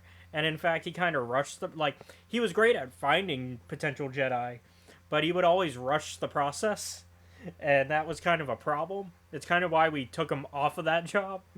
Because, like, while he was great at finding them, he would often, one, rush it to the point that he didn't really care about like the family process, which is one of the things that they like make clear. They're like, we try not to separate families unless they can like handle that. Yeah.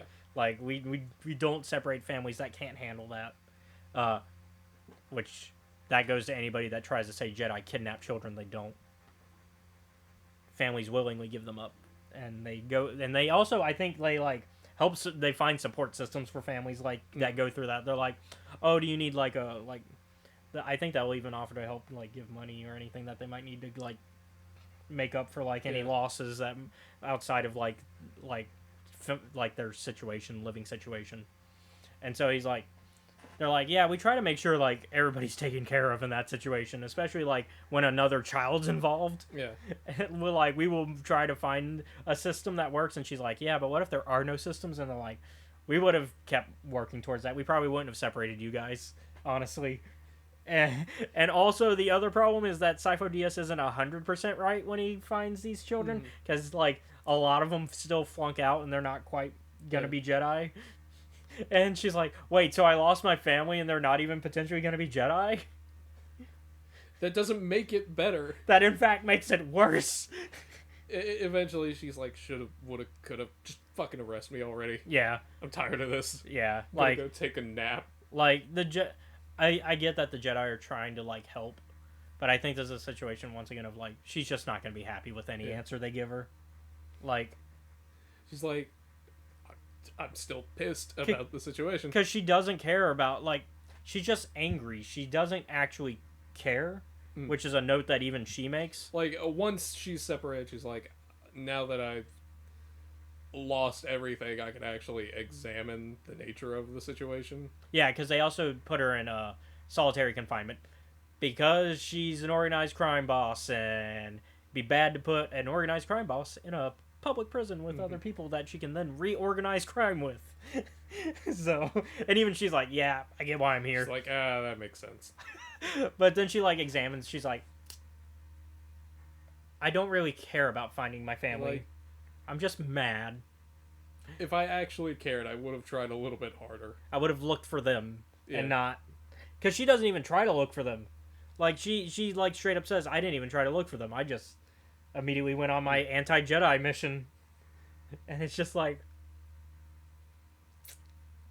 Okay. So you're just an angry person. You're just angry. And so... with the Vo stuff, that gets a payoff as well. Yeah. Where it turns out that he hasn't just been taking books for no reason. It turns out he had a deal with Palpatine, which was that he provides Palpatine whatever books he wants, and like just ships it to him. Mm-hmm. And in return, Palpatine will make sure that the Republic interests align with keeping the outpost open. Yeah. And Vo's like, well, so then why did we not keep it open? And Palpatine's like, because you've been selling books that I told you to destroy. And that's part of our arrangement, is that you'll destroy books I tell you to. And he's like, look, no one's gonna miss Master Jebba's treatise on fishing. Also, it's historical context. Yeah. We gotta keep history alive in some way. Because, you know, he's still a good guy at heart, Vo, even if he did some shady things there. Hey, man, you do what you gotta do. Which is essentially, that's about how I felt like for a lot of people in this book. Like, do what you need to do. Selling drugs are bad, though, okay? Mm-hmm. Especially if you ask Lyle. He's alive, I'm glad. Yeah, because the Jedi are very forgiving in this book. They're like, we're not here. Lyle didn't know what was in the case. They just said, hey, bring this in. And he's like, I guess. Even the Lobber and his crew survive. Yeah. They actually team up with the Jedi at the end where they turn against Zalandra. Which Zalandra's like, thank God the Jedi were helping the Lobber, because I would have been so mad if his crew were the reason my crew got taken down. Like, even earlier in the book, like when Depa's undercover, she's like, oh, what's your name? And Depa responds with like, oh, Hotwire. And Zalandra's like, as opposed to the Lobber? And she goes, what? And she's like, never mind, just don't worry about it. And so, even the Lobber and his crew get like one last warning from Qui-Gon and Obi-Wan, where Obi-Wan's like, hey, if we see you again and you're doing this shit still, it'll be nice seeing you again. And the lobber's like, I don't know if we're gonna still do crime. Yeah, I think we might need to call it off the crime. I think we're done because I don't want to run into these guys Qui-Gon's again. like, oh, good, because I have a job for you. Yeah. Well, I know someone who has a job for you, but the point stands. Yeah. Either way, I know how to make you some money. Also, Eth Koth had a friend that he made at a bar who also worked for the crime. Eth Koth stuff. met up with a prostitute. And they don't call her that, but no. like context clues, that's what they are. And so like, even she's kind of getting a better life at the end of this book. Yeah, I can't go back there because none of it's working. Yeah. And so,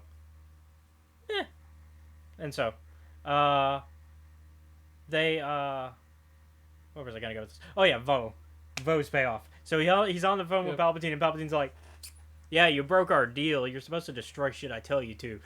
So that's why I decided to just let whatever happened to the outpost happen to the outpost. Mm-hmm. And then he starts mumbling to himself. He's like, also, that Highlander character is very interesting to me. I wonder if I could make a deal with her about, some of my other operations. And Vo's like, why are you telling me this? He's like, oh, I'm not talking to you. I'm talking to the guy behind you. And it's Maul. I'm like, this seems like a bad place to be, Mr. Vo.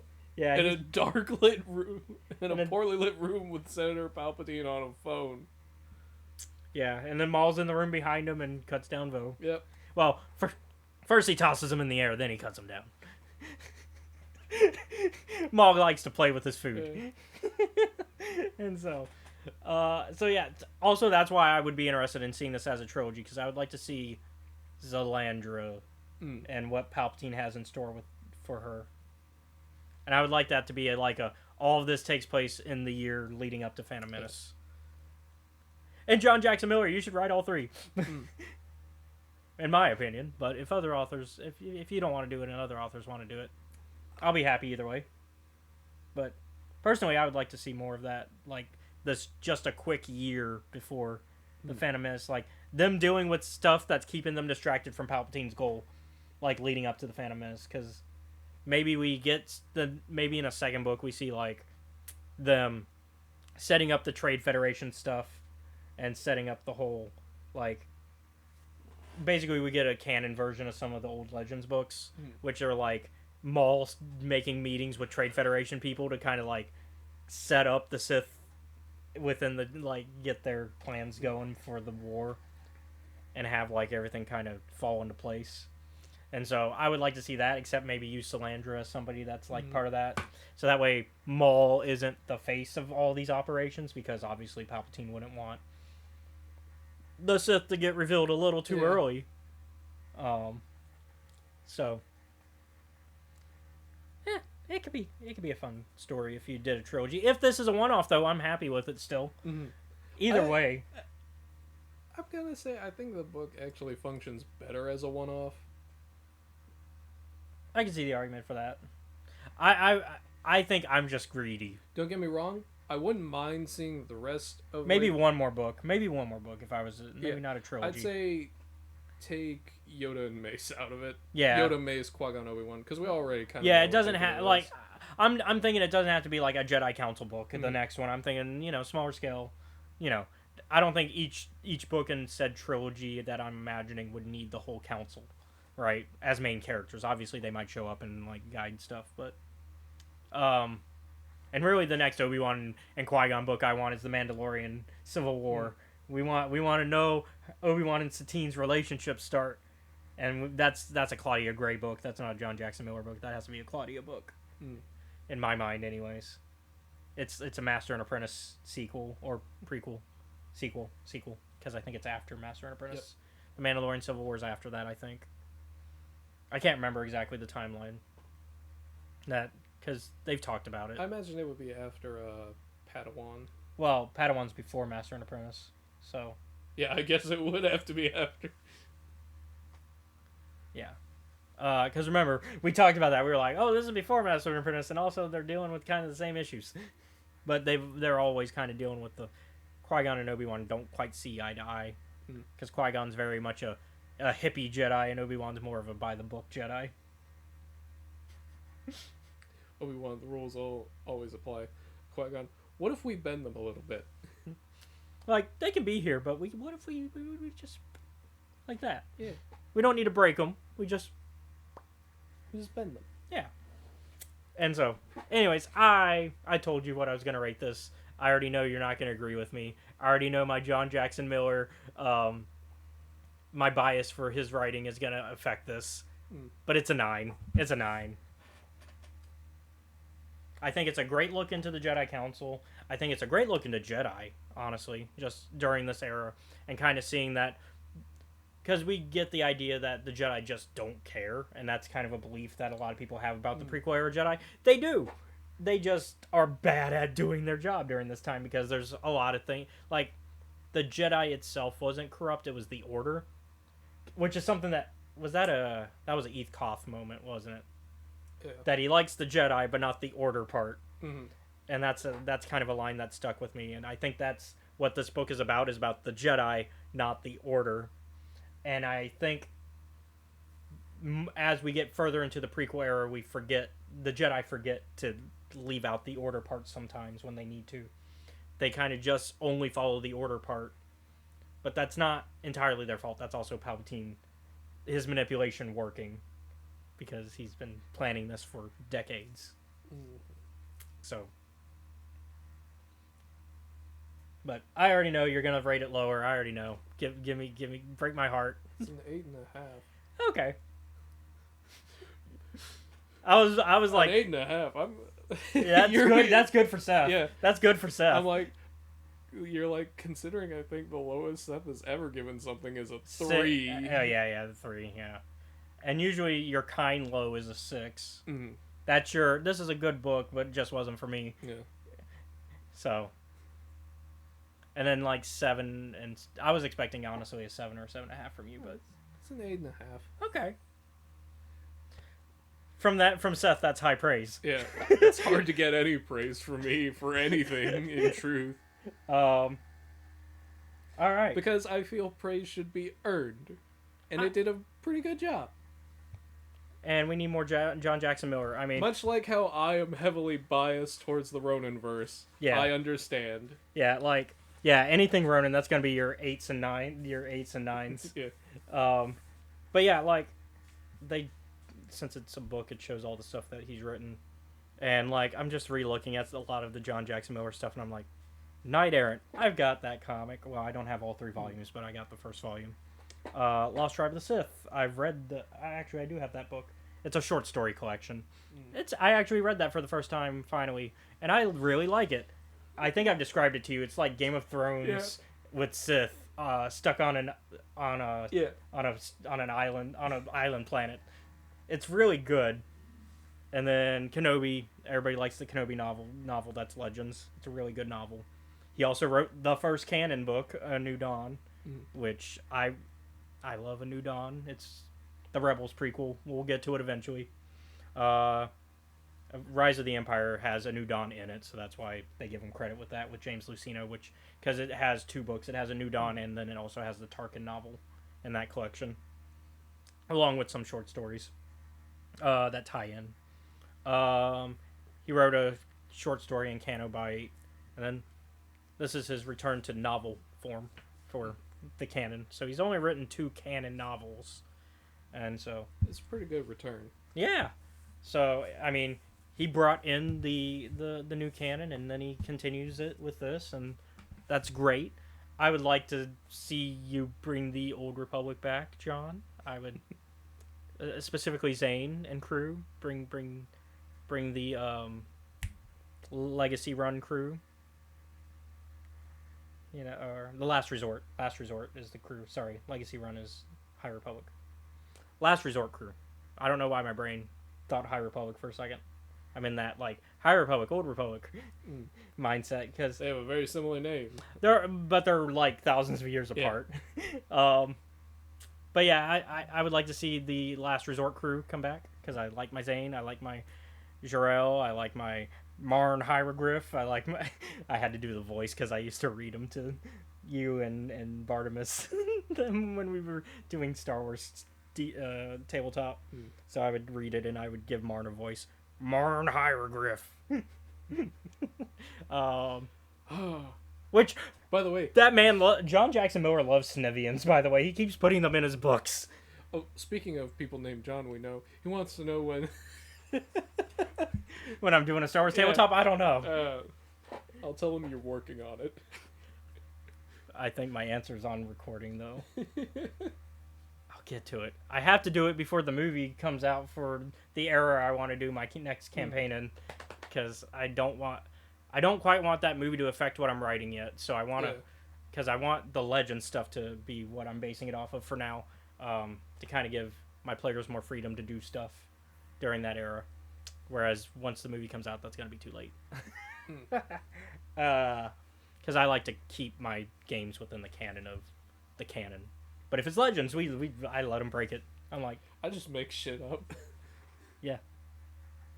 Unfortunately, my Cinnamon Roll Zane, I think, is dead in the tabletop timeline. Damn. Because he helped form the new Jedi Council, and that actually, he might be alive. Well, dead by the time, obviously, when the campaign's currently taking place. Anyways. 9, 8.5. Let's talk about next week. Actually, I'll point out what next week is after I give my little spiel. So, yeah, check out The Living Force. I know I'm speaking with bias for John Jackson Miller's writing, but I liked it, and if Seth likes it too, then must be a good book. Thank you all for watching today's episode of Escape Reality Star Wars Talk. I've been your host, Caleb. Be sure to like, comment, follow, subscribe to us. You can find us at Escape Reality Films on YouTube, Twitch, Kick, and TikTok. You can also show your support for us by joining our Patreon, which is at Escape Reality Films. Shout out to Jennifer Brantley. Thank you. Also, be sure to check out our Discord, which is also linked wherever you are watching. But since we're pre-recording, it's going to be on YouTube, so it's going to be in the down below. And that's how you can become a part of our community. Currently, what we've been doing is Thursdays is Hangout Day for me and Britt, but we also like open it up to other people. Yeah. Last week we finished watching. Well, the week before, by the time this episode comes out, the week before, we finished watching Haunting of Hill House, which Seth popped in for a little bit. Yeah. So he had no context for what was going on. Yeah. But you still had a fun time. There was this flapper lady from like the 1920s. I think she was named Poppy. Yeah. You don't trust women from the 20s named Poppy. Yeah. That's what I've learned in like both my that murder novel and in that show. And then The Haunting of Hill House. Seth, I think that woman may have been a ghost. Yeah, I wonder. And then this past Thursday, by the time this episode airs, we'll have been playing Baldur's Gate 1 with me and Britt. I don't know if you showed up or not, because it hasn't happened yet when we're recording. Who knows? Maybe I will. Yeah. Maybe one day I'll just show up, see what happens. I mean, we'll probably not pop you into the game, but we'll at least hang out. It's usually just a hangout day, is what it ends up being. And then this upcoming Thursday, by the time this episode comes out, we'll be starting Bly Manor, because me and Britt kind of just take turns deciding what we're doing. And so for my turns, I'm getting Britt through Baldur's Gate 1. For her turn, she's getting me through the Haunting verse now, after getting me through Arcane. So that's the plan. You can also find me on Twitter at EscapeReality94 and Facebook, Instagram, and Threads at Caleb.Lockwood. Seth, what do you got for us? Hey, every Sunday from 5 to 7 Central Standard Time, you can catch some friends of ours over at Trials of Nebu on the Steam Dungeon on YouTube. Oh boy. Well, we've handled the problem at the moment. Adarpy's decided to just shoot the woman that killed her mom. Oh, okay. Well, problem solved. Who is also the same lady I've been trying to assassinate for like 4 months. So, well, whatever works. The problem solved itself. The problem solved itself. Also, the cult's ritual is done. Like they did it? Or did y'all stop it? Oh. We okay. just need to get Picari her artifact. Oh, wait, you wanted that to happen. Yes and no. Oh. It's a little bit... We're working on it. Oh, okay. Usually when Hikari needs her artifact back. Nobody knew what the artifact was. I was gonna say, usually when you hear the cult did their ritual, that's not a good thing. But yeah. You made it sound like, it's whatever. Well, it doesn't really affect me. Simon doesn't care.